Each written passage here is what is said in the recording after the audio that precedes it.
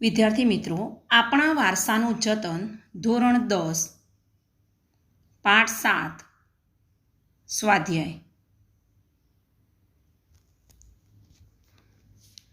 પ્રશ્ન નંબર 1. નીચેના પ્રશ્નોના ઉત્તર સવિસ્તર લખો.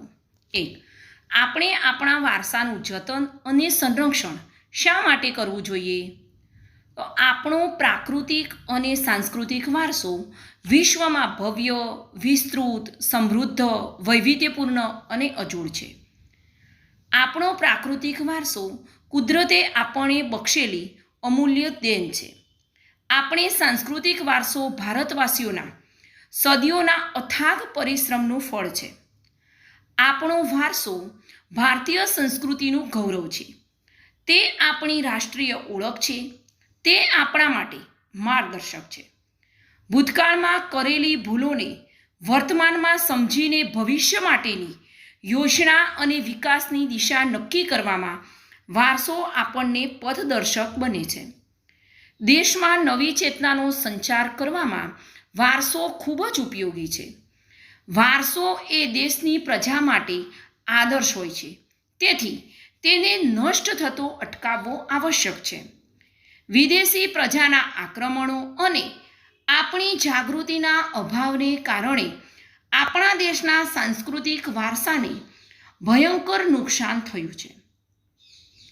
તેથી તેનું રક્ષણ અને જતનની આવશ્યકતા ઊભી થઈ છે. આવા આપણા ભવ્ય વારસાના મહત્વ અને મૂલ્યને ટકાવી રાખવા તેમજ તેનું સાતત્ય જાળવવા આપણે તેનું જતન અને રક્ષણ કરવું એ આપણા સૌની ફરજ છે. હવે 2. પ્રાકૃતિક વારસાના જતન માટે કરવામાં આવેલા પ્રયાસો જણાવો. તો પ્રાકૃતિક વારસાના જતન માટે નીચેના પ્રયત્નો કરવામાં આવ્યા છે. ઈસવીસન 1952માં ભારત સરકારે ભારતીય વન્યજીવોની સુરક્ષા માટે એક બોર્ડની સ્થાપના કરી. એ બોર્ડ વન્યજીવોનું સંરક્ષણ કરે છે તેમજ તે માટેના સાધનો પૂરા પાડે છે. તે રાષ્ટ્રીય ઉદ્યાન, પક્ષી વિહાર અને પક્ષીઘરોના નિર્માણ કરવા સંબંધિત સલાહ સૂચનો અને માર્ગદર્શન આપે છે. તે વન્યજીવોના સંરક્ષણ પ્રત્યે લોકજાગૃતિનું કાર્ય કરે છે. ઈસવીસન 1972માં ભારત સરકારે વન્યજીવોને લગતો કાયદો અમલમાં મૂક્યો છે. આ કાયદામાં રાષ્ટ્રીય ઉદ્યાનો, અભયારણ્યો અને આરક્ષિત વિસ્તારોને આવરી લેવાયા છે. એ કાયદા મુજબ દેશના જુદા જુદા વિસ્તારોમાં રાષ્ટ્રીય ઉદ્યાનો અને અભયારણ્યોની સ્થાપના કરવામાં આવી છે. દેશના કાયદાઓમાં લુપ્ત થતા જતા વિશિષ્ટ છોડવાઓ અને પશુઓને પણ આવરી લેવામાં આવ્યા છે. ઈસવીસન 1883માં સ્થપાયેલી મુંબઈ પ્રાકૃતિક ઇતિહાસ સમિતિ દેશના પ્રાકૃતિક વારસાના જતન અને સંરક્ષણનું કાર્ય કરે છે. તે સૌથી જૂની સંસ્થા છે. હાલમાં ગીર ફાઉન્ડેશન અને નેચર ક્લબ જેવી સંસ્થાઓ પર્યાવરણના જતનનું કાર્ય કરી રહી છે. ભારત સરકાર ઉપરાંત દેશની વિવિધ સંસ્થાઓ અને સમિતિઓ પણ પર્યાવરણનું અને વન્યજીવોના સંરક્ષણનું ઘણું ઉપયોગી કાર્ય કરે છે. હવે 3. વારસાના જતન માટે આપણી ભૂમિકાનું વર્ણન કરો. આપણે શું કરી શકીએ? તો આપણો વારસો એ આપણા દેશની અને લોકોની ઓળખનો અરીસો છે. આપણો અમૂલ્ય વારસો જ આપણને ગૌરવ આપે છે. તેથી એ વારસાના સંરક્ષણમાં લોકોએ સહકાર આપવો જોઈએ તેમજ તેના સંરક્ષણની જવાબદારી ઉઠાવવી જોઈએ. શિક્ષકોએ શાળાઓમાં અને અધ્યાપકોએ કોલેજોમાં વિદ્યાર્થીઓને વર્ગખંડમાં ભારતના ભવ્ય વારસાનો પરિચય આપવો જોઈએ. લોકોએ આપણા રાષ્ટ્રીય સ્મારકો, ઐતિહાસિક સ્થળો અને પુરાતત્વીય અવશેષોને ઓળખવા જોઈએ અને તેમના સંરક્ષણમાં મદદરૂપ બનવું જોઈએ. લોકોએ વારસાના સ્થળોની એક સૂચિ તૈયાર કરવી જોઈએ અને તેમની જાળવણી માટે ચોકસાઈ રાખવી જોઈએ. સ્થાનિક કક્ષાએ શાળા કોલેજો અને બિન સરકારી સંસ્થાઓએ ઐતિહાસિક સ્થળોનો પ્રવાસ, વક્તવ્યો અને ચર્ચા સભાઓ યોજી વારસાના મહત્વની સમજ આપી લોકજાગૃતિ અને સભાનતા કેળવવા જોઈએ. ઐતિહાસિક સ્મારકો, શિલ્પ સ્થાપત્યો અને કલાત્મક નમૂનાઓ એક વખત નષ્ટ થયા પછી તેમને મૂળ સ્થિતિમાં લાવી શકાતા નથી. તેથી એ સ્મારકો નષ્ટ ન થાય, તેમની તોડફોડ ન થાય અને તે ચોરાઈ ન જાય તેની સંભાળ રાખવાની પવિત્ર ફરજ એ સૌએ બજાવવી જોઈએ. પ્રાચીન અને મધ્યકાલીન પ્રખ્યાત તળાવો, સરોવરો, કૂવા, વાવ, કુંડ, ઝરણા, ઝરા વગેરેની વર્ષા ઋતુ દરમિયાન ખાસ કાળજી લેવી જોઈએ. ધોળકાનું મલાવ તળાવ, પાટણની રાણીની વાવ, અડાલજની વાવ, ચાંપાનેરનો કૂવો, મહેમદાબાદનો ભમરીયો કૂવો, જૂનાગઢનો નવઘણ કૂવો વગેરે વર્ષા ઋતુ દરમિયાન પ્રાચીન સ્મારકોની જેમ જ જળવાય તેનું ધ્યાન સૌએ રાખવું જોઈએ. સરકાર દ્વારા જળવાતા સંગ્રહાલયો અને વ્યક્તિગત કે ખાનગી સંગ્રહાલયોમાં સંગ્રહિત થયેલી આપણા વારસાની મૂલ્યવાન ચીજવસ્તુઓ ચોરાઈને દેશમાં કે વિદેશમાં જતી ન રહે તેની લોકોએ સાવધાની રાખવી જોઈએ. એક બંધારણીય મૂળભૂત ફરજ તરીકે દેશના બધા નાગરિકોએ આપણા વારસાના સંરક્ષણની પવિત્ર ફરજ અદા કરવી જોઈએ. હવે 4 નંબર, પ્રાચીન સ્મારકો, પુરાતત્વીય સ્થળો અને અવશેષ સ્થળોની જાળવણી માટેના કાયદા જણાવો. તો પ્રાચીન સ્મારકો, પુરાતત્વીય સ્થળો અને અવશેષ સ્થળોની વારસાની જાળવણીને સંબંધ કરતા 2 કાયદાઓ અને તેમાં સમાવિષ્ટ બાબતો નીચે પ્રમાણે છે. ઈસવીસન 1958માં ભારત સરકારે પ્રાચીન સ્મારકો, પુરાતત્વીય સ્થળો અને અવશેષોને લગતો કાયદો પસાર કર્યો હતો. આ કાયદામાં પ્રાચીન કલાકૃતિઓ, ધર્મ સ્થાપકો, ઐતિહાસિક સ્મારકો, પુરાતત્વીય સ્થળો અને અવશેષો, ભારતીય સંસ્કૃતિને લગતા ઉત્ખનન કરેલા સ્થળો, શિલાલેખો, સ્તંભલેખો, તામ્રપત્રો તેમજ સિક્કાઓ જેવી ચીજ વસ્તુની જાળવણી કરવા સૂચવ્યું છે. આ કાયદા અનુસાર કોઈ પણ વ્યક્તિ, સંસ્થા કે એજન્સી ભારતની પરવાનગી વિના ઉત્ખનન એટલે કે ખોદકામ કરી શકે નહીં. આ કાયદા અન્વયે ભારત સરકારે કેટલાક પ્રાચીન, મધ્યકાલીન અને અર્વાચીન સમયના ઐતિહાસિક તથા પુરાતત્વીય વારસાના સ્થળોનો રાષ્ટ્રીય સ્મારકો તરીકે જાહેર કરીને તેમની સાર સંભાળ લેવાનું ખૂબ જ જવાબદારીભર્યું કાર્ય આપણા દેશના પુરાતત્વ ખાતા ડિપાર્ટમેન્ટ ઓફ આર્કિયોલોજીને સોંપ્યું છે.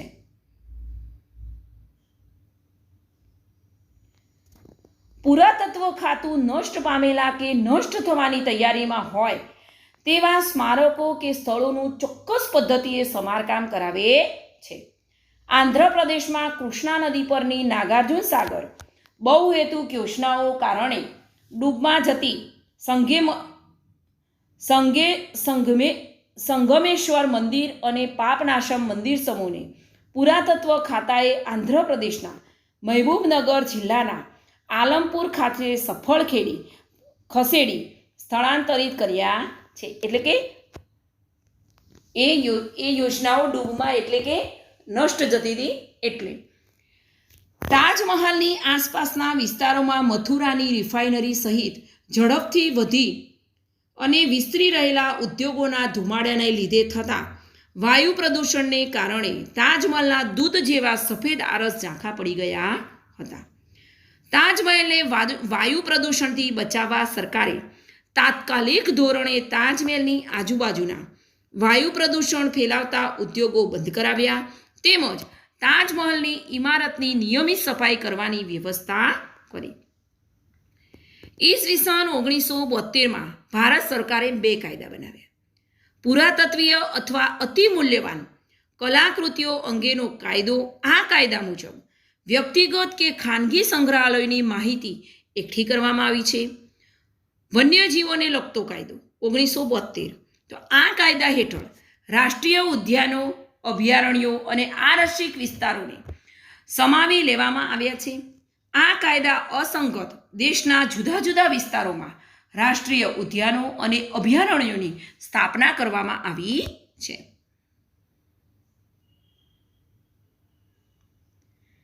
પ્રશ્ન નંબર 2, નીચેના પ્રશ્નોના ઉત્તર મુદ્દાસર આપો. તો 1, આપણા વારસાના જતન તથા સંરક્ષણની આવશ્યકતા જણાવો. તો આપણો પ્રાકૃતિક અને સાંસ્કૃતિક વારસો વિશ્વમાં ભવ્ય, વિસ્તૃત, સમૃદ્ધ, વૈવિધ્યપૂર્ણ અને અજોડ છે. આપણો પ્રાકૃતિક વારસો કુદરતે આપણને બક્ષેલી અમૂલ્ય દેન છે.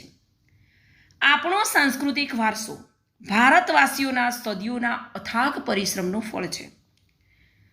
આપણો વારસો ભારતીય સંસ્કૃતિનું ગૌરવ છે. તે આપણી રાષ્ટ્રીય ઓળખ છે. તે આપણા માટે માર્ગદર્શક છે. ભૂતકાળમાં કરેલી ભૂલોને વર્તમાનમાં સમજીને ભવિષ્ય માટેની યોજના અને વિકાસની દિશા નક્કી કરવામાં વારસો આપણને પથદર્શક બને છે. દેશમાં નવી ચેતનાનો સંચાર કરવામાં વારસો ખૂબ જ ઉપયોગી છે. વારસો એ દેશની પ્રજા માટે આદર્શ હોય છે. તેથી તેને નષ્ટ થતો અટકાવવો આવશ્યક છે. વિદેશી પ્રજાના આક્રમણો અને આપણી જાગૃતિના અભાવને કારણે આપણા દેશના સાંસ્કૃતિક વારસાને ભયંકર નુકસાન થયું છે. તેથી તેનું રક્ષણ અને જતનની આવશ્યકતા ઊભી થઈ છે. આવા આપણા ભવ્ય વારસાના મહત્વ અને મૂલ્યને ટકાવી રાખવા તેમજ તેનું સાતત્ય જાળવવા આપણે તેનું જતન અને રક્ષણ કરવું એ આપણા સૌની ફરજ છે. હવે 2, સંગ્રહાલયોની જાળવણી વિશે માહિતી આપો. તો ભારતીય નિધિ વ્યાપાર કાનૂન તો 1876માં એવો નિયમ બનાવવામાં આવ્યો છે કે કોઈ પણ નાગરિકને જમીન ખોદતા, ખેતર ખેડતા તેમજ કૂવા અને તળાવમાં ખોદકામ કરતા અચાનક કોઈ પૌરાણિક કે પ્રાચીન કલાત્મક ચીજવસ્તુ મળી આવે તો તેની પુરાતત્વ ખાતાના અધિકારીને તાત્કાલિક જાણ કરવી, જેથી તેનું સંરક્ષણ સંગ્રહાલયોમાં જે તે સ્થળે થઈ શકે. ઈસવીસન 1972માં અતિ મૂલ્યવાન કલાકૃતિઓ અંગેના કાયદા દ્વારા સરકારે વ્યક્તિગત અથવા ખાનગી સંગ્રહાલયોની જાણકારી મેળવી છે.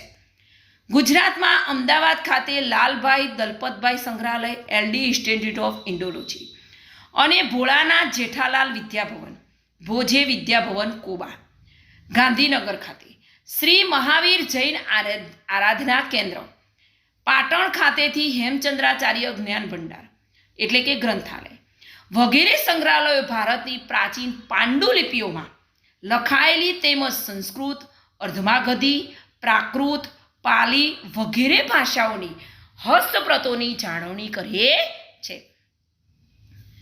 આપણા દેશમાં નવી દિલ્હી ખાતે રાષ્ટ્રીય સંગ્રહાલય, કોલકાતા ખાતે ભારતીય સંગ્રહાલય, મુંબઈ ખાતે Chhatrapati Shivaji Maharaj Vastu Sangrahalaya, prince of Wales museum, Hyderabad ખાતે સાલારગંજ સંગ્રહાલય, ભોપાલ અને રાષ્ટ્રીય માનવ સંગ્રહાલય, વડોદરા ખાતે વડોદરા મ્યુઝિયમ અને પિક્ચર ગેલેરી વગેરે પ્રખ્યાત સંગ્રહાલયો છે.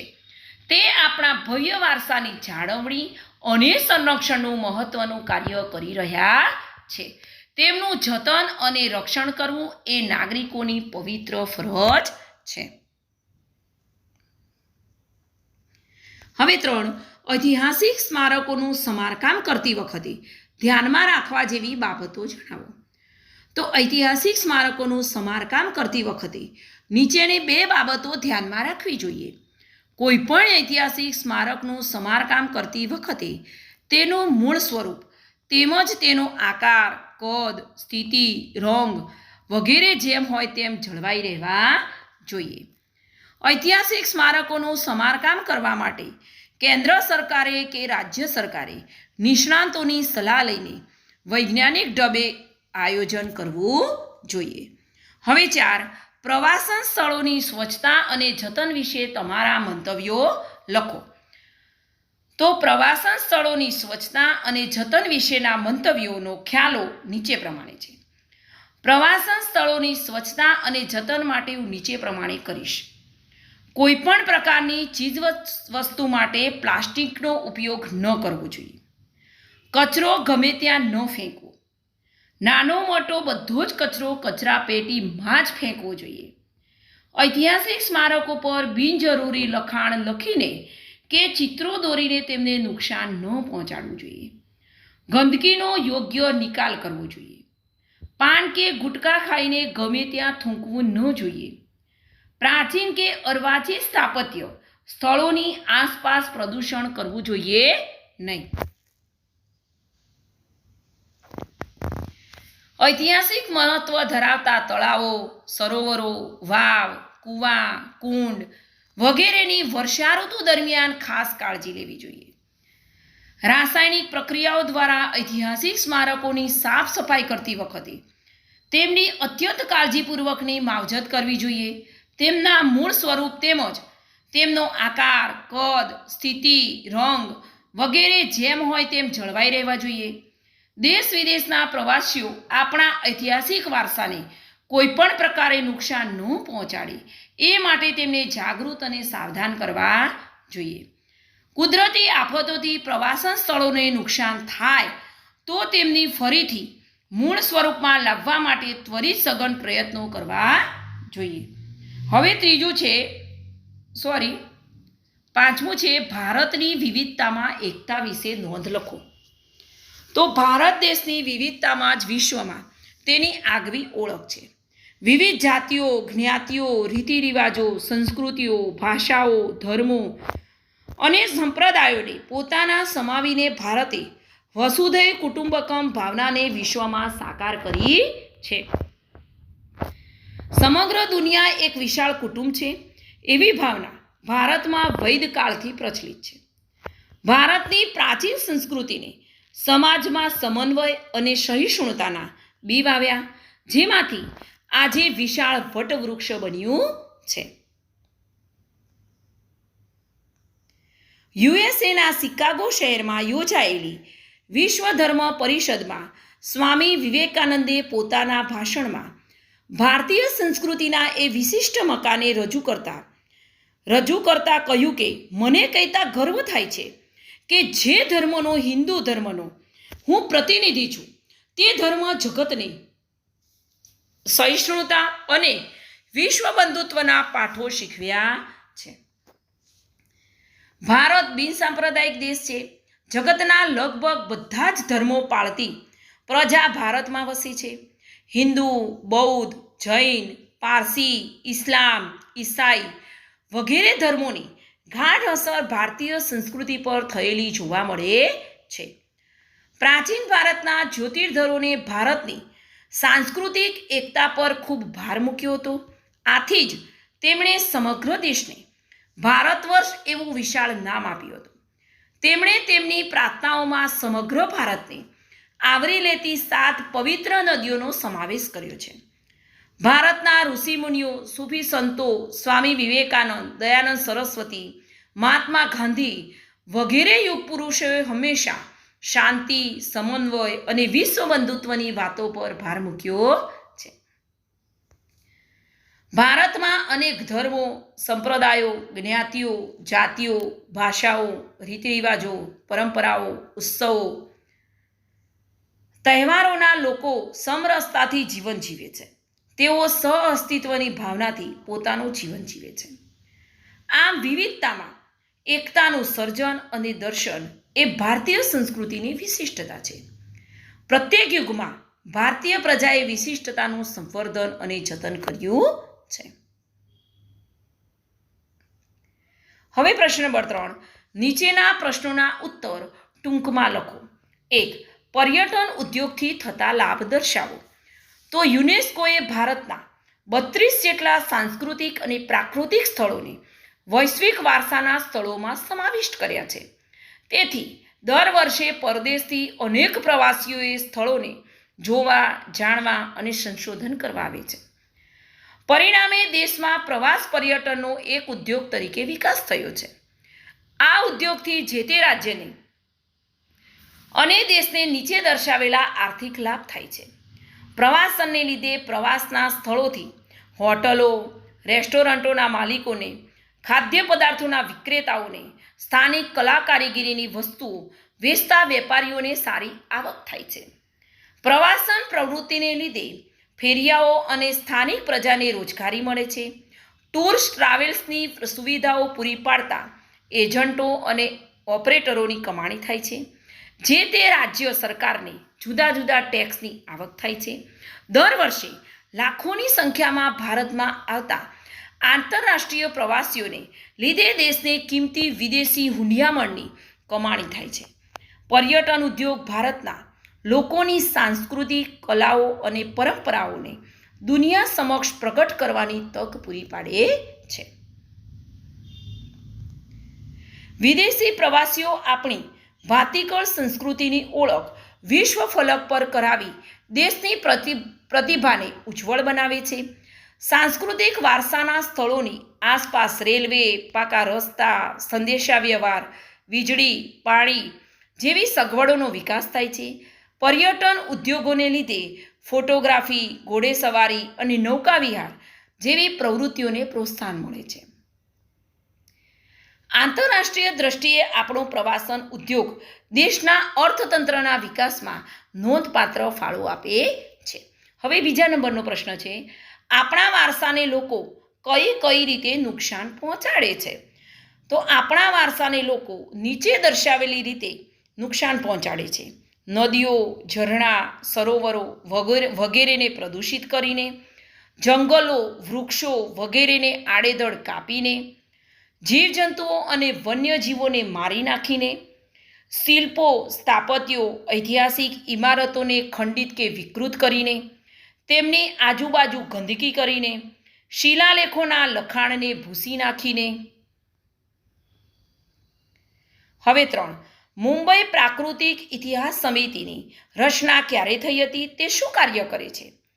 તો મુંબઈ પ્રાકૃતિક ઇતિહાસ સમિતિની રચના ઈસવીસન 1883માં થઈ હતી. તે પર્યાવરણનું અને વન્યજીવોના સંરક્ષણનું અતિ ઉપયોગી કાર્ય કરે છે. 4, ભારતીય પુરાતત્વ સર્વેક્ષણમાં શું કાર્ય સંભાળે છે?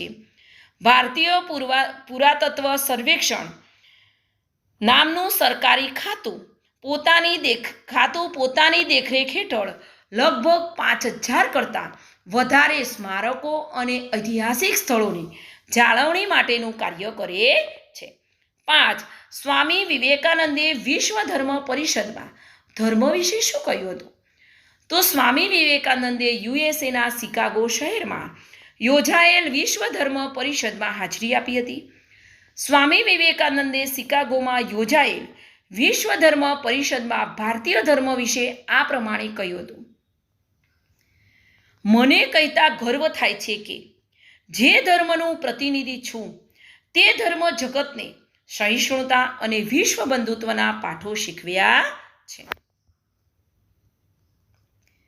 હવે પ્રશ્ન નંબર 4 છે, નીચેના દરેક પ્રશ્નની નીચે આપેલા વિકલ્પોમાંથી સાચો વિકલ્પ પસંદ કરીને ઉત્તર લખો. પહેલું જોડકા છે, સાચો ક્રમ પસંદ કરીને જોડકા જોડવાના. હવે એના વિકલ્પોની અંદર જે સાચું આવતું હોય એ કરવાનું. તો પહેલું છે હેમચંદ્રાચાર્ય ગ્રંથાલય એટલે કે પાટણ, એટલે કે 1માં આવે સી. બીજો છે ભારતીય સંગ્રહાલય, એટલે ભારતીય સંગ્રહાલય ક્યાં આવ્યું? કોલકાતા, એટલે કે ડી. પછી ત્રીજું છે છત્રપતિ શિવાજી મહારાજ સંગ્રહાલય, એ ક્યાં આવ્યું? મુંબઈ, એટલે કે એ. ચોથું છે રાષ્ટ્રીય માનવ સંગ્રહાલય, ક્યાં આવ્યું? તો કે ભોપાલ, એટલે આની અંદર વિકલ્પ આવશે એ. હવે 2 છે નીચેનામાંથી કયું વિધાન સાચું નથી? તો ભારતે વસુદેવ કુટુંબકમની ભાવનાઓ વિશ્વમાં સાકાર કરી છે. બી, મને કહેતા ગર્વ થાય છે કે જે ધર્મનું પ્રતિનિધિ છું તે ધર્મ જગતને સહિષ્ણુતા અને વિશ્વબંધુ પાઠો શીખ્યા છે, એટલે કે સ્વામી વિવેકાનંદ. ડચ અને અંગ્રેજોએ પણ સહિષ્ણુતા અને વિશ્વબંધુત્વમાં માનતી ભારતની પ્રજાને આવકાર્યા. હવે ડી છે પ્રાચીન ભારતના જ્યોતિર્ધરોએ ભારતની આર્થિક એકતા પર ભાર મૂક્યો હતો, એટલે શું આવશે? સી.